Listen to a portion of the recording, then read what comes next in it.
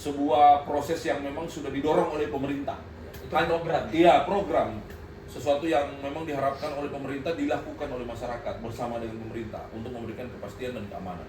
Namun itu peristiwa yang nyatet siapa, dia sebagai apa, seperti itu. Nah, kalau itu kan yang baik ya.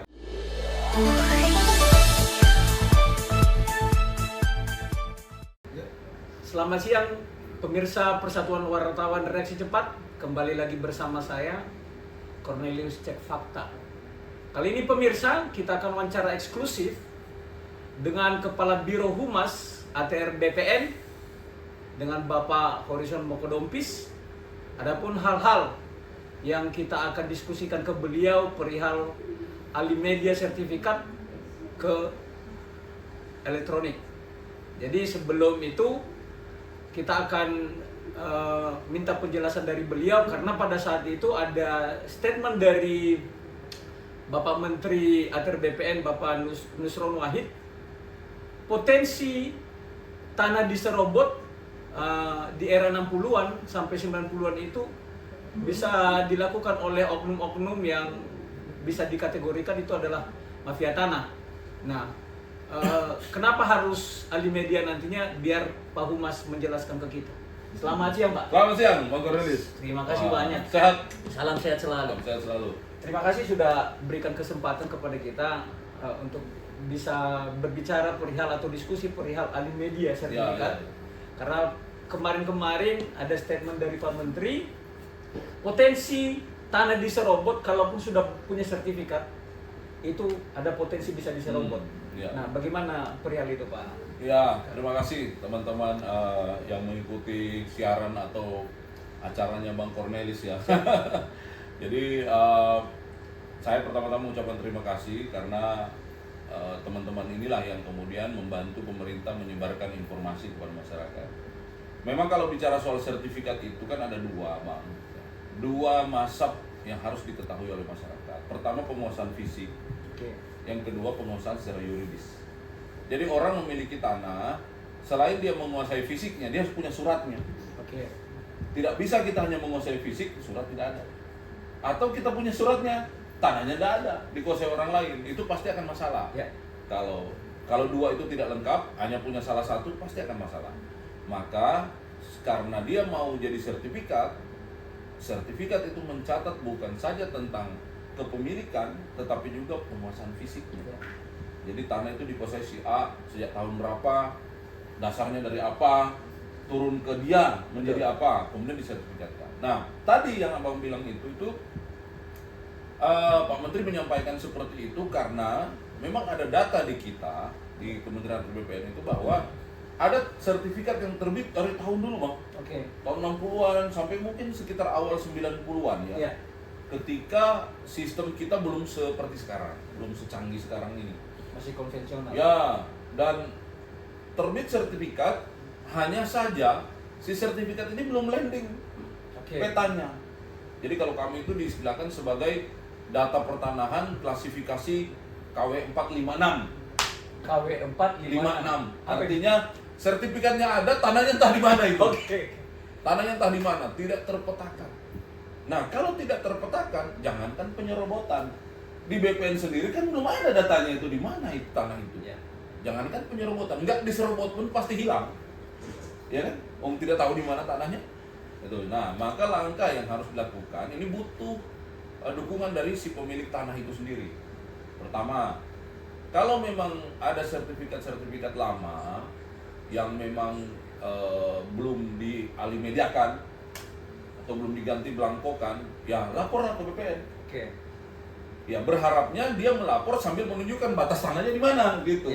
Jangan sampai dia ada surat tanah, saya tidak tahu juga Pak di mana tanahnya ini Pak. Penunjukan batas tanah itu tentunya kan dilibatkan yang bersangkutan terus orang-orang desa, kelurahan, RT RW sama pemilik yang di sebelahnya.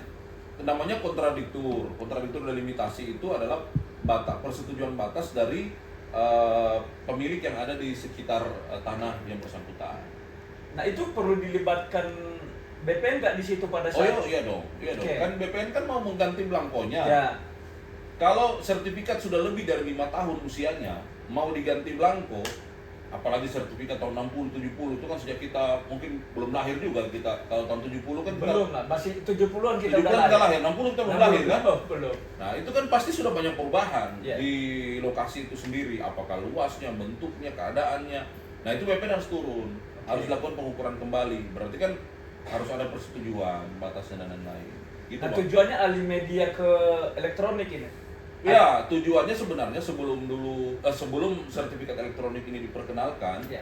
dari dulu pun kita telah menghimbau agar masyarakat itu mengganti belangko sertifikat yang lama ke belangko Garuda Ya, ya, yang ya. baru. Nah, itu kan bukan saja untuk memperbaiki buku kepemilikan si masyarakat itu sendiri, tapi juga melakukan updating data di BPN, ya kan? Jadi pencatatan itu bisa diupdate, bisa ditulis sesuai dengan keadaan sekarang. Menambah keamanan juga buat yang punya sertifikat, kan dia bisa ngecek, tangan saya masih punya saya nggak, jangan-jangan ada orang yang ngaku-ngaku kan gitu, Bang. Nah, setelah era sertifikat elektronik ini, kita memang mendorong supaya masyarakat yang punya sertifikat yang analog, Ya. baik yang dulu maupun yang mungkin tahun 2000-an juga kan, sebenarnya sampai tahun 2017 juga masih sertifikat biasa kan itu ya. Ya. Nah, kalau mau beralih ke sertifikat elektronik, itu kita dorong. Karena memang lebih aman, Bang.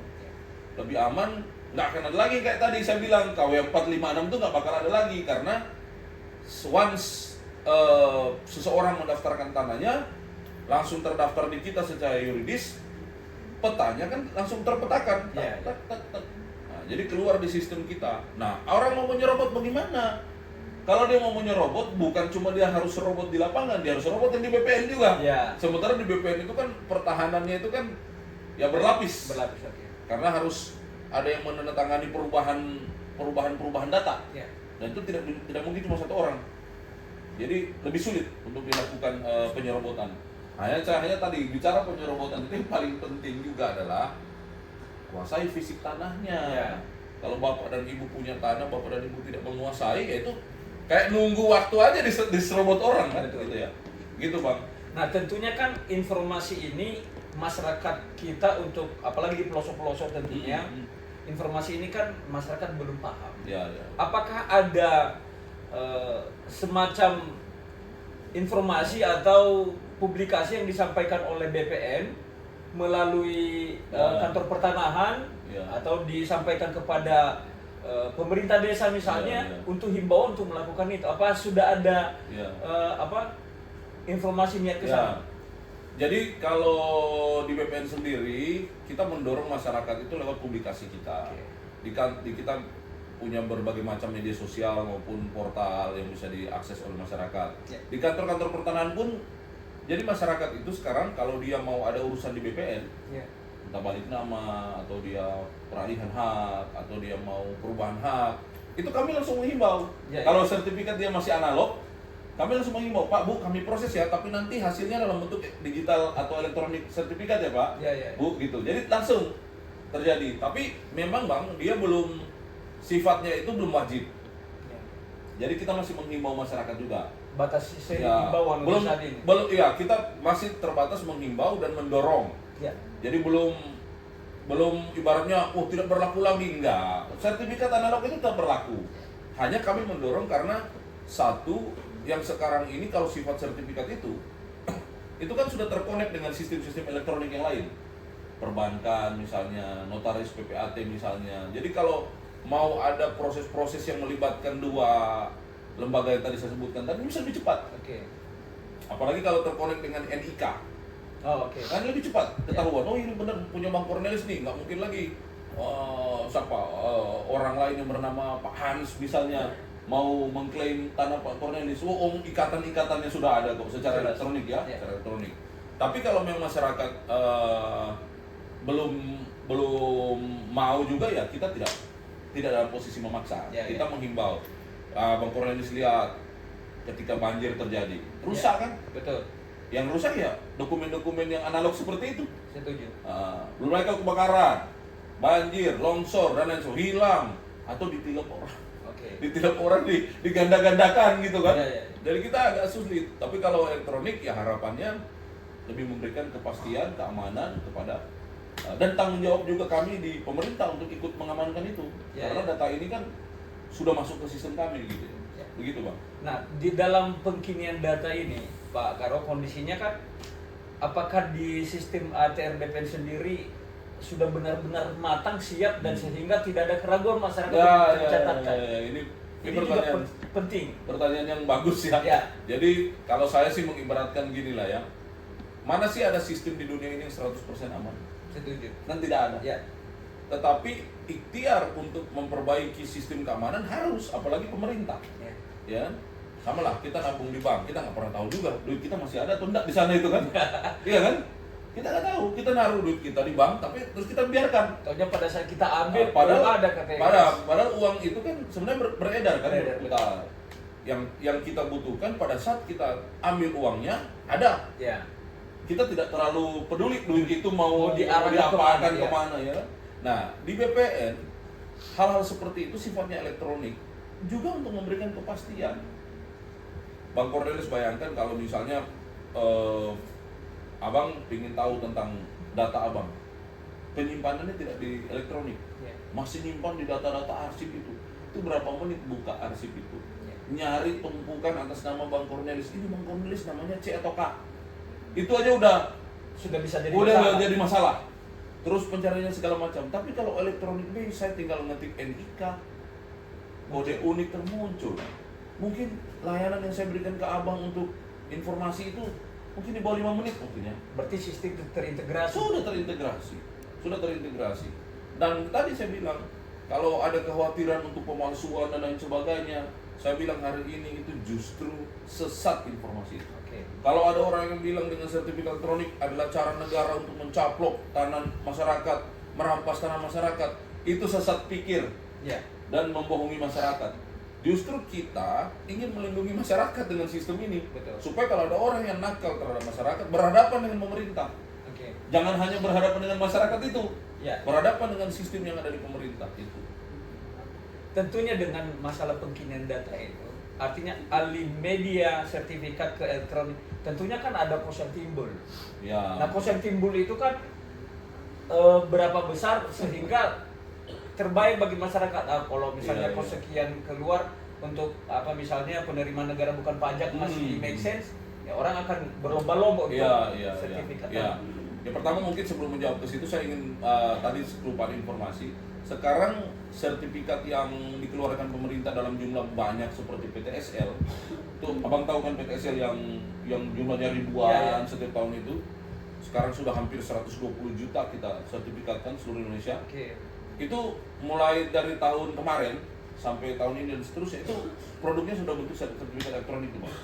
Itu nggak ada lagi sertifikat analog ya, jadi itu udah otomatis karena program dari pemerintah. Nah, sementara menjawab pertanyaan abang tadi itu, memang sebenarnya kalau masyarakat mau mengalih mediakan namanya, Oke. mengalih mediakan dari analog ke elektronik, sebenarnya tidak ada biaya itu, karena itu kan memang sebuah proses yang memang sudah didorong oleh pemerintah. Itu program. Iya, program. Sesuatu yang memang diharapkan oleh pemerintah dilakukan oleh masyarakat bersama dengan pemerintah untuk memberikan kepastian dan keamanan. Namun, memang kita itu ada peraturan yang diatur oleh pemerintah terkait dengan PNBP, Oke. penerimaan negara bukan pajak. Apa itu? Misalnya penerimaan pajak dari informasi. Nah, untuk merubah ke sertifikat elektronik, berarti kan ada perubahan belangko. Ya. Ya, pertama dia akan mengutip informasi yang ada di buku tanah di sistem. Itu kalau PNBP-nya itu bilang 100.000 itu, Bang. Oke. Kemudian yang kedua dia akan mengganti belangko lama menjadi belangko elektronik yang ada barcode-nya itu. Nah, itu PNBP-nya 50.000. Jadi kalau normalnya 150.000. Lebih dari itu pungli, laporkan ke aparat penegak hukum atau ke inspektorat. Itu clear ya. Itu clear. Artinya kalau misalnya ada lebih daripada itu Itu nggak benar. Itu namanya pungli. Iya. Itu kutip, kecuali memang ketika pada saat, jadi yang resmi itu saya bilang tadi itu kan kutipan informasi di surat ukurnya atau buku tanahnya dan ganti belangko itu 100.000 dan 50.000. Tetapi kalau tanah itu ternyata sudah berubah luasnya, kan harus diukur, Bang. Ya. Ya bisa jadi abang dulu beli 100 meter. Betul. Ya makin sejahtera kan abang kita misalnya nambah Beli lagi lagi. 200 meter kan. Lah, sertifikat abang masih 100 meter. Ya. Tapi itu sudah berubah ya, berarti kan harus disesuaikan. Apakah nanti mau ditambahkan, digabungkan atau berarti ada proses pengukuran kembali. Ya. Begitu juga sertifikat yang sudah lebih dari 5 tahun harus diukur kembali. Nah, proses pengukuran ini ada PNBP-nya, Bang. Oke. Ada PNBP-nya juga. Ya, sudah jelas sebenarnya di aturan itu, tinggal dilihat gradasinya, tanahnya di mana, luasannya berapa. Tapi kalau tidak ada proses pengukuran, datanya valid segala macam, ya cuma itu tadi 150.000 dan store langsung oleh yang bersangkutan, tidak diserahkan kepada petugas BPN, itu store ke bank berarti melalui mobile sistem yang banking ada atau di kantor itu. Ya aman itu, Bang. itu saya rasa clear tentang itu ya. Kenapa saya tertarik ini, Pak Karo? Kondisinya beberapa waktu yang lalu, kebetulan kita punya komunitas Persatuan Wartawan Reaksi Cepat ini. Nah, di situ ada ketua bidang hukum. Ya. Dia punya klien. Dia berbicara perihal masalah penyerobotan. Tapi saya tidak terlalu mau ke sana. Artinya saya tertarik ke sana berarti di wilayah Jabodetabek saja. Ya terjadi penyerobotan. Bagaimana dengan kondisi yang di daerah-daerah pelosok yang notabene pernah saya lihat, Pak Karo, ini sebidang tanah. Kepemilikan sertifikat ketika posisinya seperti ini namanya si A. Ketika begini namanya si B. Ketika begini. Jadi benar-benar di daerah itu pada saat mereka buat sertifikatnya ya kadang-kadang juga ada oknum ya. Ini mungkin ada oknum petugas datang ke lokasi.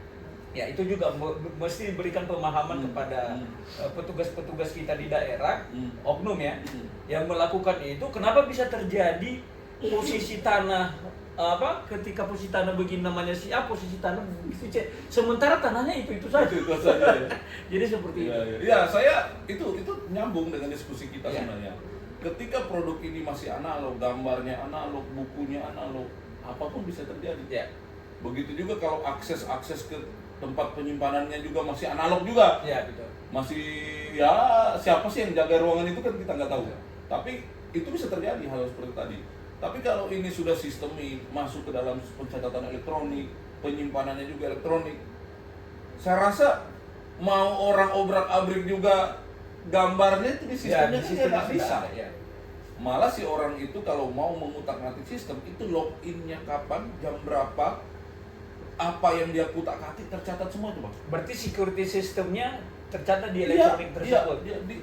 Jadi begini, Bang, canggihnya ini barang. Kalau sertifikat elektronik sudah, kan kita bisa mendownload satu aplikasi namanya aplikasi Sentuh Tanahku. Nah, di dalam aplikasi Sentuh Tanahku itu kita bisa cek barcode ini. Ya. Oh iya benar atas nama kita. Ini didaftarkan kan, jadi terdaftar di kita. Begitu katakanlah ada apapun nih ya, baik oleh kita maupun oleh orang lain yang mencoba merubah data itu. Katakanlah abang sendiri yang punya sertifikat ya, abang ke kantor. Oh saya mau royak, atau saya mau balik nama, atau saya mau peningkatan hak, atau apapun lah tentang sertifikat. Betul. Begitu didaftarkan, dicatat, ini abang sendiri yang punya sertifikat nih, Ya. bukan orang lain. Begitu abang catat, itu di notifikasi aplikasi Sentuh Tanahku yang abang undang muncul. Oke. Ya kayak kita baru ambil uang. Seperti perbankan. Ada uang keluar dari rekening Anda 500.000. Benar enggak itu? Bener enggak? Enggak, saya nggak ngambil, kan curiga kita kan? Laporan. Siapa nih? Ya, tapi kalau ternyata kita, ya memang saya kan nggak ngambil gitu barusan saya. Nah itu ada. Ya kalau orang lain yang melakukan itu, abang langsung dibantu oleh kantor trace ini siapa yang main ini. Ya. Jadi itu sistem keamanannya. Jadi masyarakat diberitahu. Ya kalau bapak analog, bapak nggak pernah tahu. Betul. Bapak pegang sertifikat, bukunya nggak ngomong. Oke. Udah diobrak-abrik orang di mana-mana, kita masih pegang ini aja. Nah ini hal yang membuat kita dorong lah masyarakat lebih memahami arti penting dari keamanan. Satu lagi, Pak, kondisinya bisa di-track tidak? Kalau misalnya ada oknum yang punya otoritas untuk melakukan di aplikasi tersebut, dia bekerja sama dengan pemain misalnya, nah maka apakah bisa di-track juga oleh pejabat? Kan tentunya otoritasnya orang-orang tertentu kan?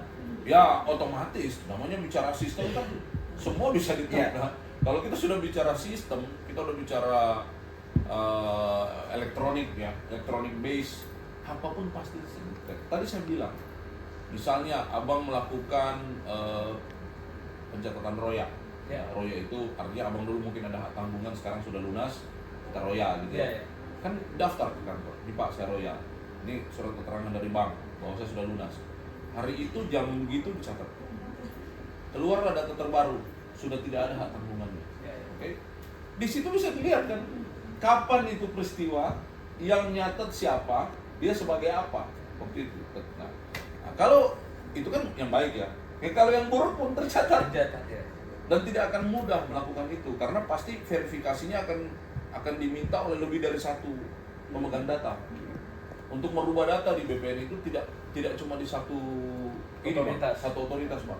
Itu ada beberapa otoritas yang harus memastikan bahwa proses itu valid dan memang betul-betul sesuai dengan keadaannya. Kalau tidak akan ditolak. Nah, kalau memang ada praktek-praktek seperti itu masih terjadi, mudah sekali bagi aparat penegak hukum. Nah, tinggal buka aja. Sistem. Siapa yang masuk, jam berapa dia masuk, tengah malam rubah-rubah data, ya nggak benar berarti. Karena layanan itu kan dilakukan di jam kerja. Kamu ngapain malam-malam bikin itu? Nah, kecuali dia ada penugasan dalam rangka membereskan virus atau apa. Ya.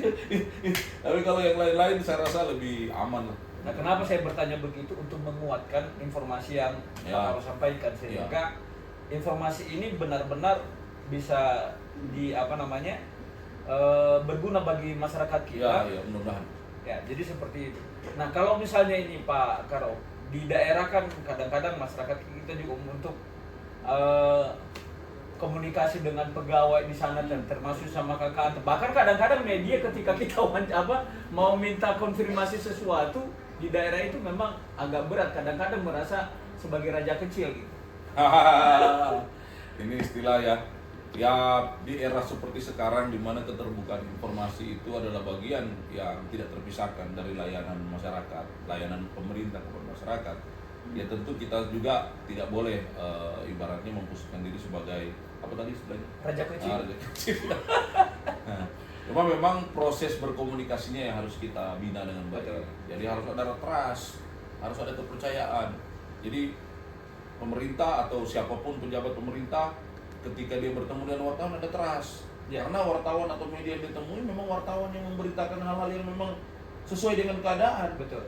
Ada cover both side, ada penyediaan data, penyediaan fakta, ada klarifikasi, ya kan? Karena ada juga kadang-kadang kan tidak melakukan proses itu, tiba-tiba muncul aja ya, main hatam kromo. Nah ini akhirnya benar. Iya, akhirnya trustnya tidak terjalin. Betul, ketika trust tidak terjalin, muncullah yang tadi itu. Ya. Ngapain saya ketemu nanti masalah lagi malah dipelintir-pelintir nanti. Ada trust. Jadi saya pikir itu tidak tergantung ke satu pihak. Ini harus dua belah pihak. Makanya tapi di sisi kami sendiri kantor Kementerian BPN ya alhamdulillah puji syukur pada Tuhan sejauh ini kita memang mendorong. Saya sendiri sebagai humas itu punya dashboard penilaian.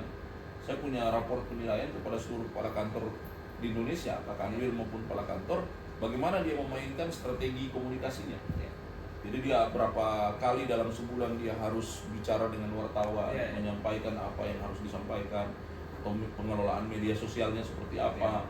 Nah itu wajib hukumnya, karena di era sekarang kita hidup di era informasi. Betul. Kalau kita nggak menjalin komunikasi dengan teman-teman media, wah kita jalan di tempat. Gitu. Kalau Pak Karo sendiri saya tidak ragukan, saya appreciate. Artinya saya bisa merasakan sendiri anytime, bahkan malam-malam saya minta sesuatu. Nah, jadi artinya hal semacam itu kita sangat berterima kasih sama Pak Karo Humas, dan barangkali ada yang mau disampaikan closing statement termasuk kepada pegawai-pegawai di daerah, biar mereka ketika ada masyarakat jangan merasa bahwa ini pejabat loh gitu. Seperti itu Pak. Ya, terima kasih Bang Cornelis dan teman-teman khususnya teman-teman media, wartawan yang selama ini menjadi bagian dari sistem check and balances pemerintah ya. Jadi saya mengucapkan terima kasih. Forum-forum seperti ini sangat dibutuhkan oleh pemerintah dalam rangka menguji sejauh mana akuntabilitas pelaksanaan programnya, mendapatkan trust dan dukungan dari masyarakat, kepercayaan dan dukungan, salah satunya dari teman-teman media. Jadi saya pikir ini sesuatu yang harus kita apresiasi, teman-teman media dimanapun teman-teman bekerja dengan instansi pemerintah manapun, lebih khusus di Kementerian BPN. kami mengucapkan banyak terima kasih dan sangat terbuka, sangat mendukung ini terus dilanjutkan. Nah, untuk teman-teman di kantor pertanahan atau kantor wilayah seluruh Indonesia, jangan ragu-ragu untuk menyampaikan program-program baik yang sudah di-create oleh pemerintah. Kita harus terang benderang dilihat oleh masyarakat, dan masyarakat taunya kan dari media ya. Jadi bertemunya dengan teman-teman media. Jangan takut untuk bertemu dengan teman-teman media, karena teman-teman media sendiri pun punya sistem. Dia punya lembaga untuk memverifikasi apakah ini media benar atau tidak. Betul. Apakah wartawan bekerja dengan proper atau tidak. Jadi gampang, semua sekarang bisa terhubung. Bisa di-track. Jadi jangan takut, bangun kepercayaan masyarakat, berkomunikasi dengan baik dengan teman-teman media, dan sebarkan kebaikan. Karena kita tidak mungkin berhasil sendiri, kita berhasil kalau kita bisa berkolaborasi. Karena dunia sekarang adalah dunia kolaborasi. Betul. Dunia bekerja sama, tidak bisa hidup sendiri. Untuk masyarakat Indonesia dimanapun berada, yang diwadahi oleh teman-teman Bang Cornelis dan kawan-kawan, kami menghimbau agar Bapak dan Ibu semua menjaga tanahnya, menjaga batas-batas tanahnya, mengurus tanahnya untuk disertifikatkan. Dan kalau sudah sertifikat, demi keamanannya, demi kenyamanannya, kami himbau untuk dapat beralih ke sertifikat elektronik untuk masa depan yang lebih baik. Saya rasa itu. Terima kasih. Baik, terima kasih. Demikian wawancara eksklusif dengan Bapak Karohumas ATR BPN, Bapak Horis Sonokodompis. Semoga di era kepemimpinan Bapak Menteri Nusron Wahid, semua kegiatan-kegiatan tentang pertanahan bisa diselesaikan dengan baik. Dan kami berharap juga dari Persatuan Wartawan Reaksi Cepat, suatu waktu nanti bisa diskusi dengan Pak Menteri ATR BPN, Pak Nusron Wahid. Baik, demikian kami undur diri dan selamat siang. Terima kasih Pak Karo. Terima kasih. Siap. Salam sehat selalu. Salam sehat. Ya. Yuk.